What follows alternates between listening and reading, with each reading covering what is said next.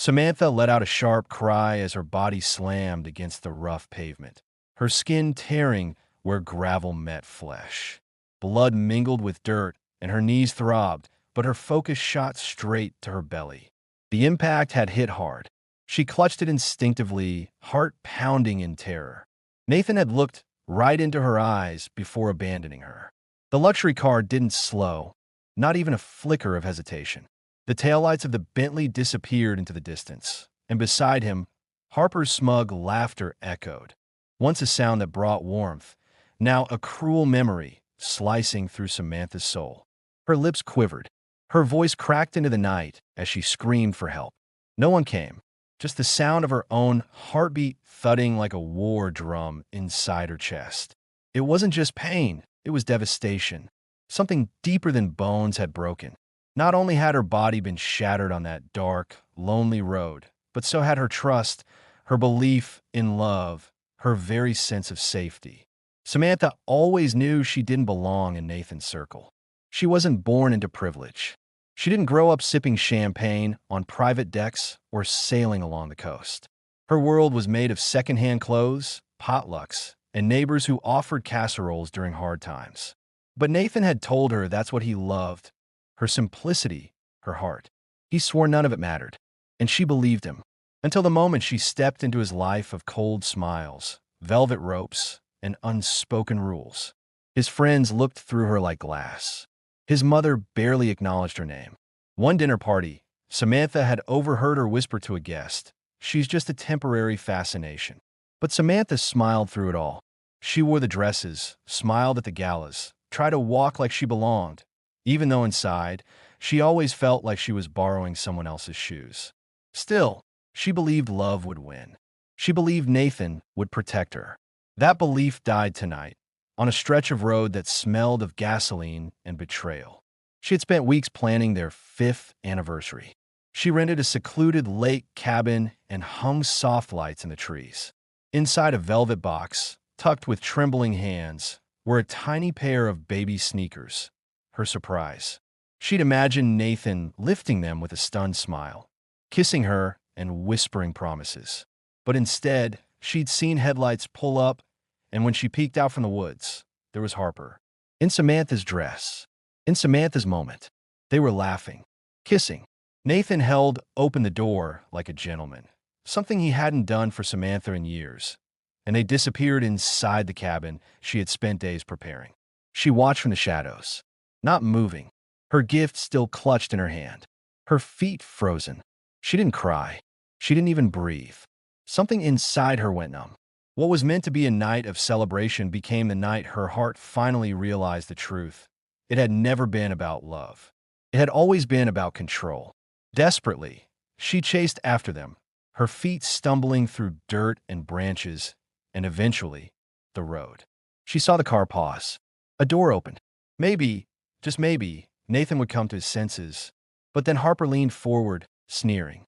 Still begging, she scoffed. Nathan stepped out. His face wasn't angry. It was blank cold. He gripped Samantha's wrist tightly. "Go home. It's done." He pushed her back. Her foot slipped. The edge of the road didn't forgive. Her body crumbled. Her stomach hit hard. Her scream pierced the night. Nathan turned around. Harper rolled up the window. The Bentley pulled away, and Samantha lay there, discarded like trash. Time blurred. She couldn't move, couldn't scream anymore, couldn't feel her baby. Cars passed. No one stopped, until an old Dodge truck rolled into view. A man, gray-haired and shaking, ran out.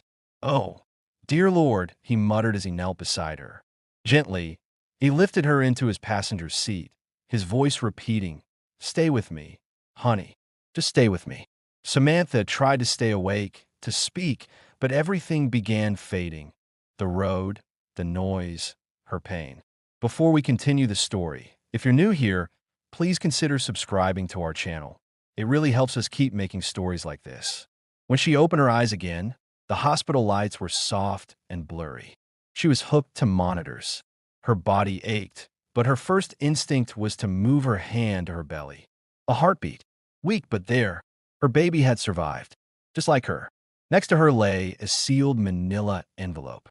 Hesitant, Samantha opened it. A single photo spilled out, Nathan and Harper smiling, arm in arm. And on Harper's hand, Samantha's ring, the heirloom from her grandmother, the one Nathan swore would never leave her finger. She stared at it, her hand trembling. Her heart didn't race. Her tears didn't fall.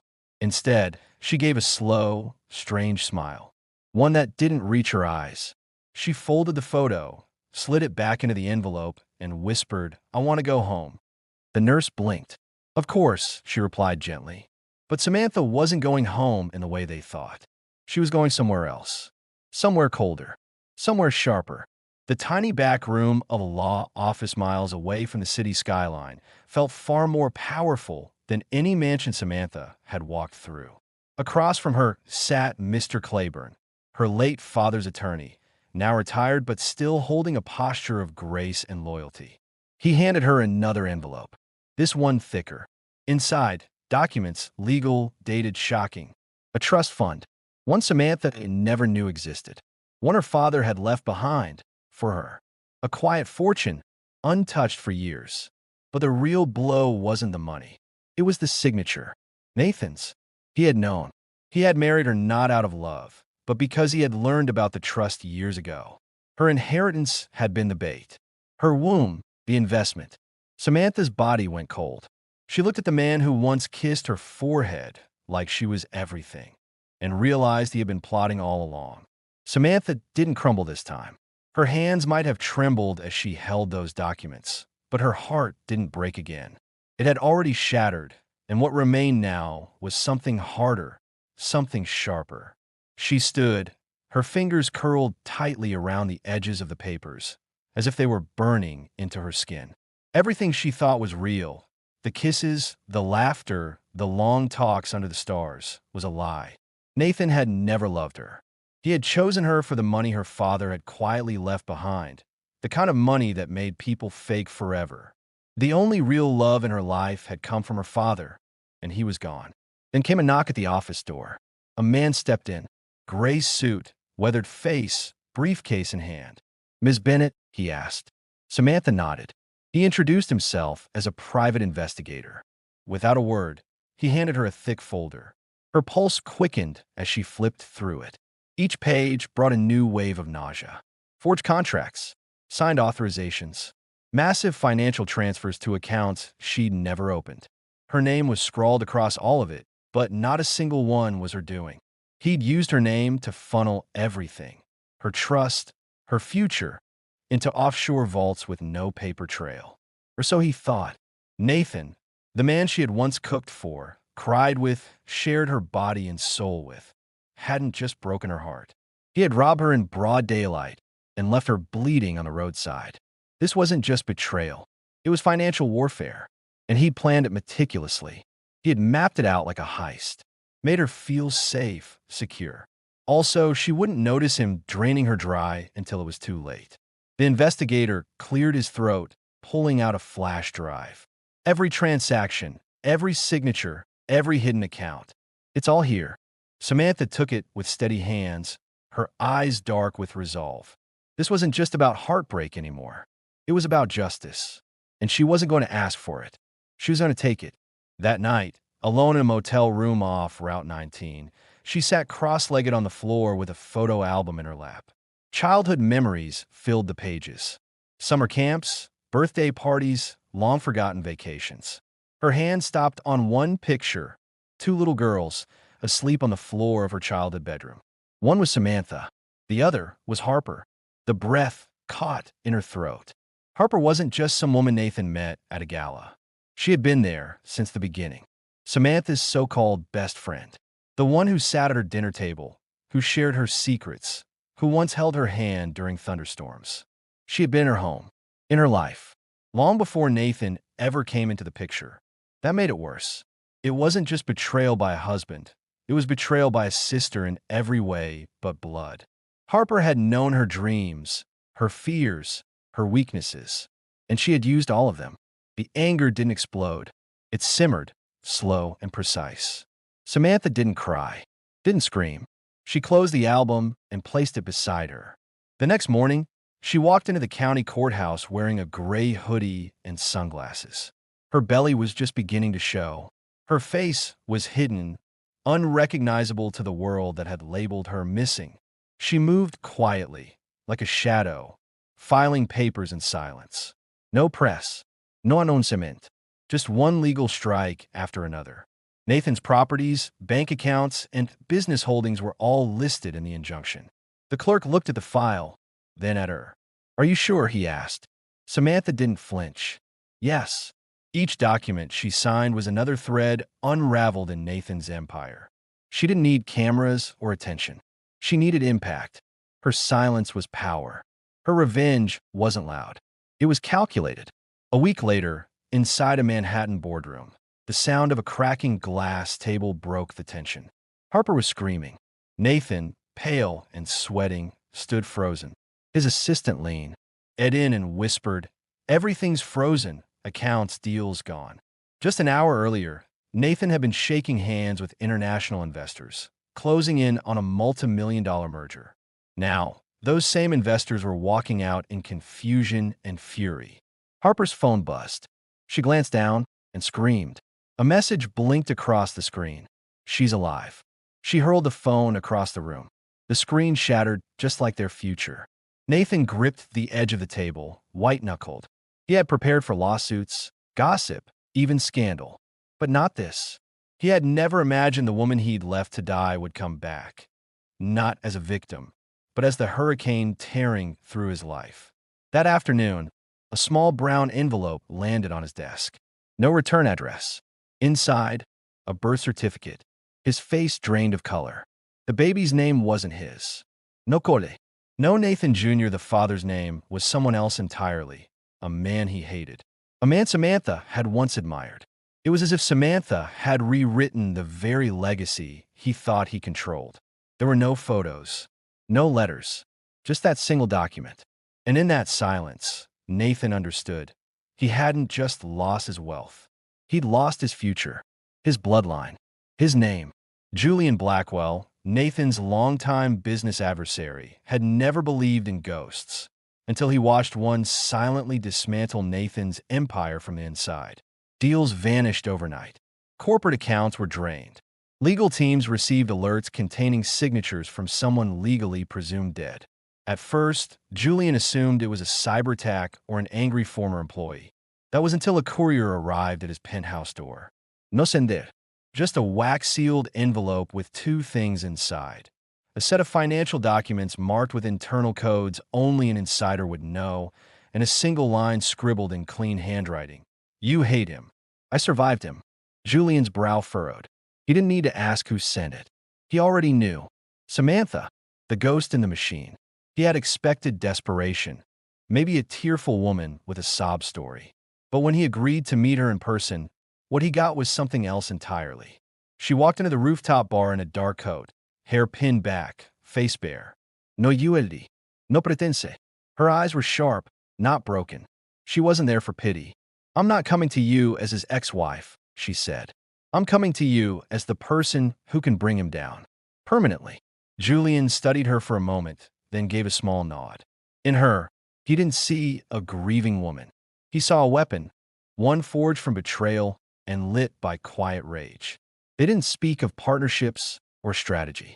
They spoke of war. Meanwhile, Harper moved like a queen through Nathan's estate, unaware of the cracks forming beneath her feet. She wandered into his study one afternoon, humming, barefoot, sipping wine. The drawer she'd always found locked was ajar. Curiosity got the best of her. She opened it. A file folder lay inside. Half spilled. She picked it up. Her hands began to shake. Inside, records of another trust fund. A house deed in Italy. A photo of a woman Harper had never seen. And a child. A boy. Born months before Harper and Nathan had ever kissed.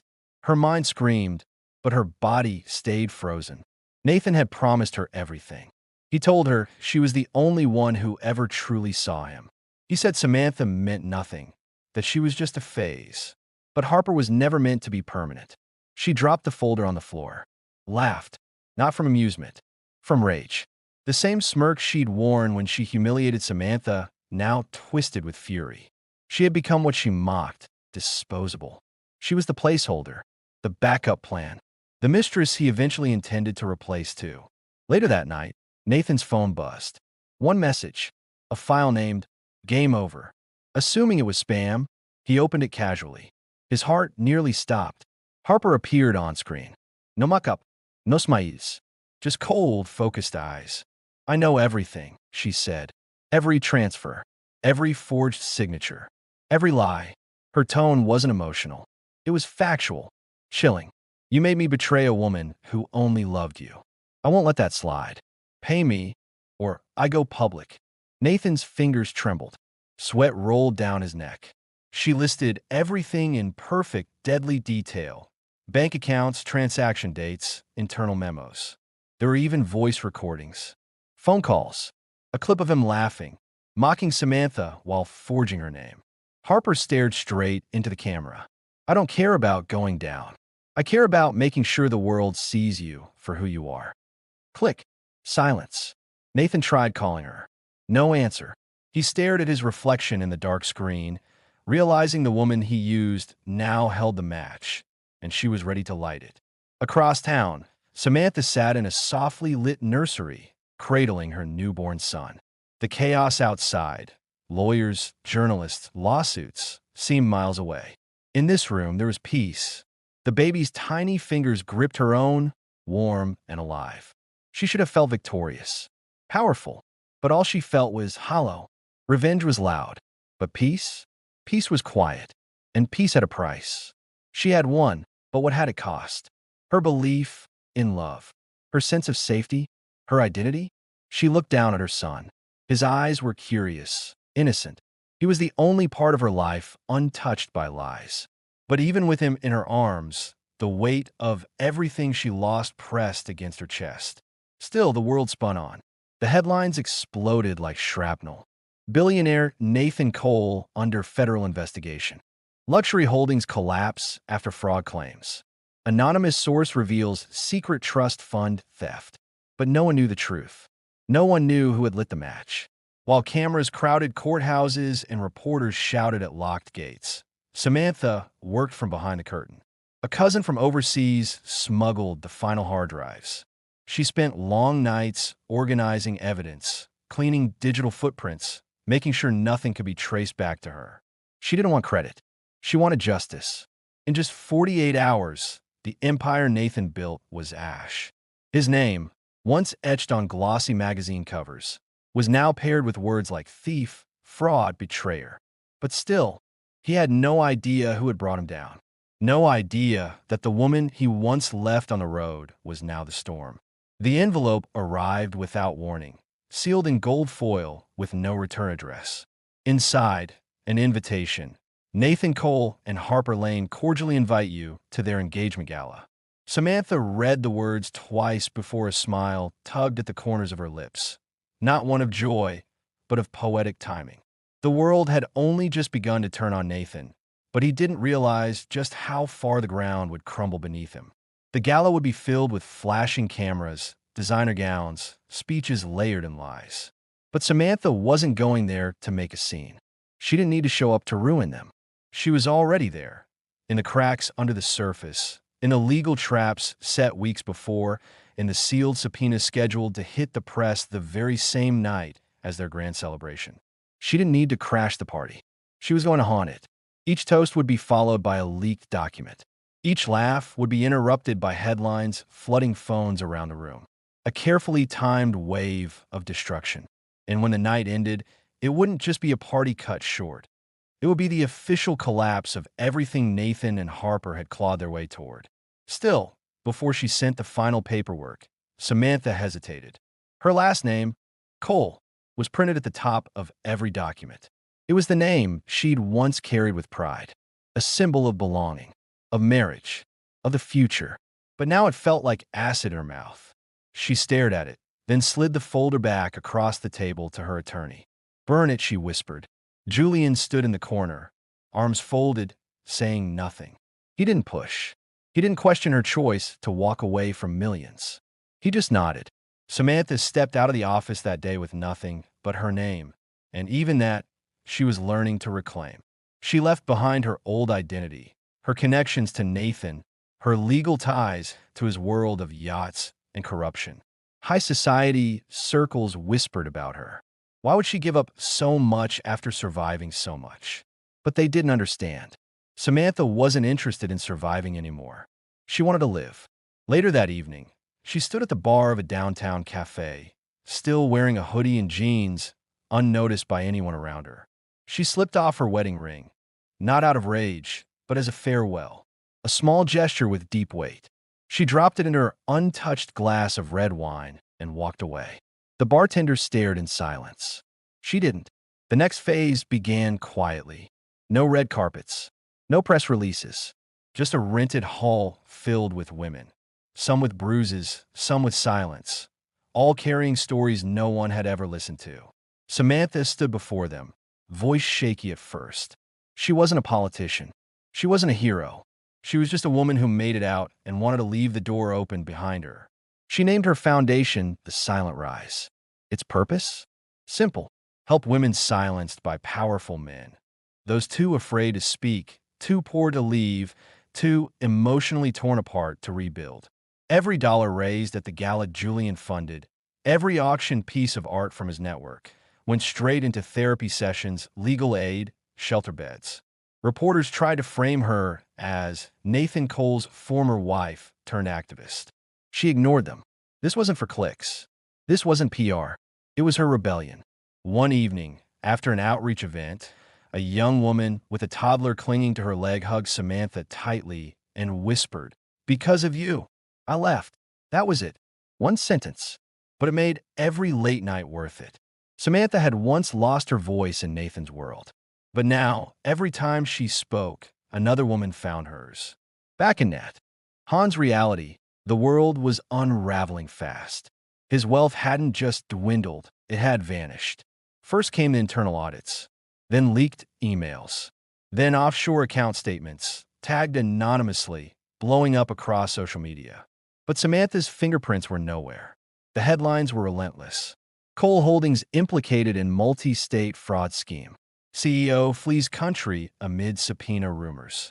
Whistleblower emerges with hard evidence, but identity unknown. Nathan tried everything. Crisis PR, legal intimidation, even sympathy tactics. But all failed. The ghosts that haunted his boardrooms weren't going away. Former allies turned cold. Board members walked. Sponsorships pulled out. The only thing Nathan could cling to was denial. But even that slipped. One morning, the boardroom doors slammed behind him. Within 10 minutes, he was voted out as CEO. His voice rose in rage, but nobody listened. No one even looked him in the eye. The empire he had manipulated into existence had spit him out. He blamed hackers, ex-employees, haters. He never imagined that the force dismantling his life was the same woman he left for dead. Samantha never showed up in court, never gave interviews. She didn't need to. Her silence was louder than any accusation. Nathan, the man who once played puppet master, now watched as his own strings snapped. Not with a bang, but with whispers, headlines, and empty voicemail inboxes. His world collapsed piece by piece, and he still couldn't figure out who had started the fire, because the fire had no face, only purpose. Once, Harper was the image of envy, always in the front row at fashion shows, glimmering with diamonds, whispering to paparazzi like a seasoned socialite. Her name was on exclusive guest lists, her face on luxury campaigns. And most of all, she had Nathan, rich, powerful, charming. The man who built kingdoms with contracts and crushed rivals with a handshake. But now, her glitter had turned to dust.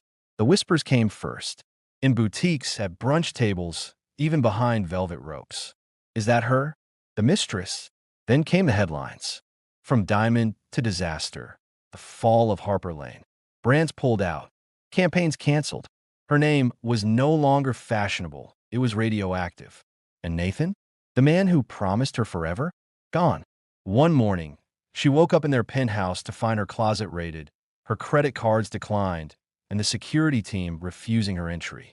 Nathan had vanished, taking the last of his funds with him, and leaving her with nothing.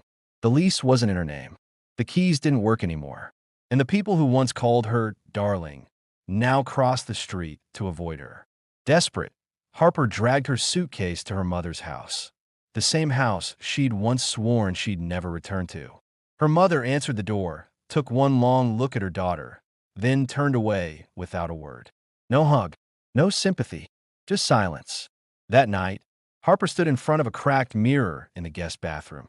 The woman staring back wasn't the villain who had laughed at a pregnant woman or thrown cake like a spoiled child. She was tired, hollow, and worse, irrelevant. She scrolled through her phone, past filtered photos and fake memories, looking for a familiar name. But she didn't call anyone. No one was coming. There were no apologies left to accept, no damage left to undo. She had become the woman she once mocked. Disposable. And in this story, villains didn't get redemption arcs, only consequences. Meanwhile, Samantha stood at the gates of the mansion she had once called home, the one Nathan used to rule over like a king. She had acquired it silently at auction. No one knew it was hers until the papers were signed. The estate stood cold now, echoing with too many memories. But Samantha hadn't come to relive them. She came to rewrite them. Marble floors that had once witnessed her humiliation would now carry women starting over. The wine cellar? Transformed into a therapy center. The master bedroom? Now a communal dorm. The pool had been drained and covered, becoming a greenhouse for herbs and flowers, symbols of growth. Room by room, she erased every trace of Nathan Cole. She wasn't preserving a memory. She was planting a future. Julian visited once, pausing at the doorway of what used to be Nathan's study. "You're sure about this?" he asked. Samantha nodded. "It's not mine anymore. It's theirs." In the kitchen, volunteers prepared warm meals. In the hallways, children ran freely. One woman sobbed softly while folding donated clothes and whispered, "I used to sleep in a car. Now I sleep beneath a chandelier." Samantha smiled, not out of irony, but hope. This place, once a fortress of control, was now a sanctuary of freedom. She didn't just reclaim it, she redefined it. And Julian? He never asked for credit, never claimed space he wasn't offered. He stood at her side with quiet respect. No flowers, no grand speeches, just presence. When Samantha told him she didn't believe in second chances, not for men, not even for herself, he didn't argue. He just stayed, listened, waited. Over time, she let him in, not because she needed saving, but because he never asked to save her. He simply wanted to walk beside her. On a quiet spring afternoon, they sat together outside the shelter, watching sunbeams spill through tree branches. Samantha turned to him and said, "You don't scare me anymore." Julian smiled. "I'm not here to." That was their beginning. No candlelit confessions, no cinematic kisses, just two people who'd been through hell and chose peace. When they traveled, she booked the rooms. When they argued, he listened. When she broke down, he didn't fix her. He simply stayed close. Samantha knew this wasn't a fairy tale. But for once, she wasn't anyone's possession, anyone's project, or anyone's pawn. She was free. And in Julian, she didn't find a hero. She found an equal. The sun peeked over the hillside as Samantha stood quietly with her son in her arms. His soft giggles rose into the crisp morning air, his tiny hands tugging at strands of her hair. They stood at the top of the property, just above the grand iron gate, which now bore a new name in gold lettering: the House of Samantha. No Cole, no trace of Nathan's legacy. Just her name, pure, earned, and finally free. Behind her, the once opulent estate hummed with a new kind of energy. Not the clinking of wine glasses or echoing footsteps of powerful men, but the warm, steady rhythm of rebuilding. Women moved through the hallways with purpose. Some carried children. Some carried nothing but their stories. All of them had found something here that couldn't be bought: safety. Staff members didn't call her ma'am or madam, just Miss Samantha, the name she fought to reclaim, not from society, but from history.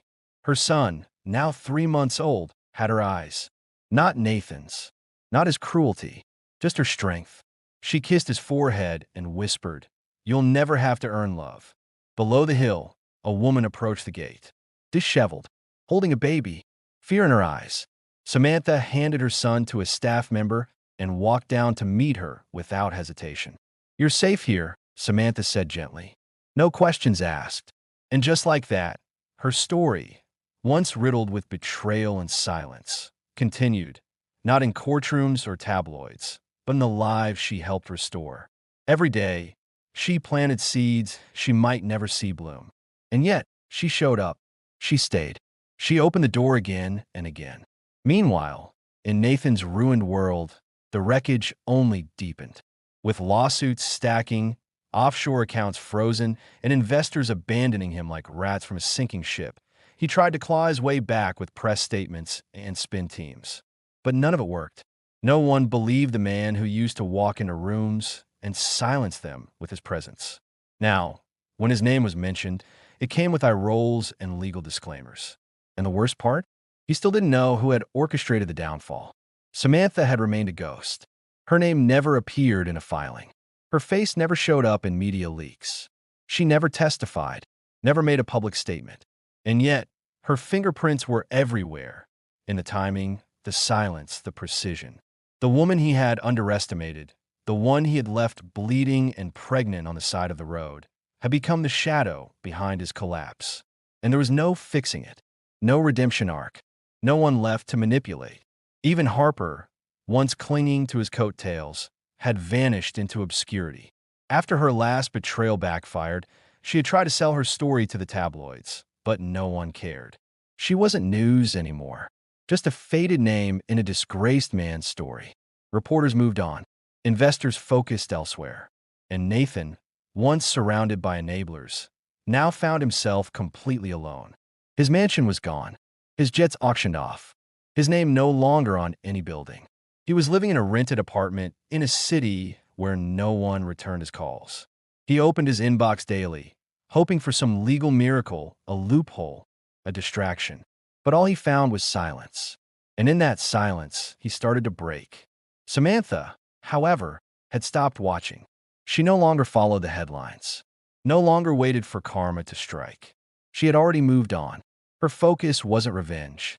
It was legacy. Inside the former ballroom of the estate, now a community space, Samantha stood in front of rows of women at the first annual summit for the Silent Rise Foundation. The chandeliers above them still sparkled, but the room was transformed, filled with the soft glow of purpose. Her voice shook slightly as she began. "I used to believe survival was the finish line, that if I made it out alive, that was enough. But surviving isn't living, and we deserve more than just breathing." Julian stood at the back, watching her, not as a man in love, but as a man who deeply respected her. He'd never tried to steal her spotlight. He just stood beside it, ready if she needed him. Samantha continued, stronger now. "This house was once a prison. Now it's a promise that no matter how far you've been pushed, no matter who told you that you didn't matter, you can come back from it. And when you do, bring someone with you." Applause rippled through the room. Not loud or performative, just honest, real. And somewhere in the back, a girl barely 16 wiped a tear and whispered, "I want to be like her." That was the legacy Samantha had chosen. Not wealth, not vengeance, but rebuilding. Not with bricks and dollars, but with courage. Nathan Cole's empire didn't implode in a single blast. It crumbled, slowly, painfully, and very publicly. First came the fraud allegations, then the wire transfers leaked across international media, and finally, the whistleblowers, his own former employees, now emboldened by the chaos. Every dark corner of his business dealings was dragged into the light. Offshore accounts, fake charities, bribed officials. It was all real, and it all came out. Boardrooms that once echoed with his voice now slammed doors in his face. He called it a setup, a conspiracy, a smear campaign. But the truth was, Nathan had been outplayed. Not by a rival, not by a competitor, but by the one person he believed would never fight back. Samantha had never filed a lawsuit. She never spoke to a single reporter. But she didn't need to. Her silence did what shouting never could. It made people lean in. It made them curious. It made them afraid. The man who once played puppet master now sat in his barren condo, surrounded by unopened mail and a phone that never rang. His name, once spoken with awe, now drew disgust. Clients cut ties. His friends ghosted him. His mother? She hadn't answered a single call since the first indictment hit the news. And the irony? He still didn't know how it all happened. He didn't know about the USB drive passed across coffee shop tables, the encrypted files sent from safe hotel rooms, the network of women and allies quietly stitching together the very case that broke him. The woman he discarded had become the ghost he couldn't trace, and it was eating him alive. Harper wasn't any better. Her fall was quieter, but just as brutal. The girl who once mocked Samantha with cake now found herself being turned away at auditions, ignored at industry events, and publicly humiliated online. Every brand she'd worked with wanted to distance themselves. Every influencer she admired now rolled their eyes at her name. She tried blaming Samantha, tried pitching interviews, but nobody wanted her side. She wasn't a victim. She was a footnote in someone else's tragedy. A punchline in a story people had already finished reading. And the worst part? She had nothing left to betray. No power, no status, no natan, just regret. Back at the estate, now known as the House of Samantha, the transformation was complete. What was once a monument to wealth was now a movement. No paparazzi, no lobos, just quiet, steady healing.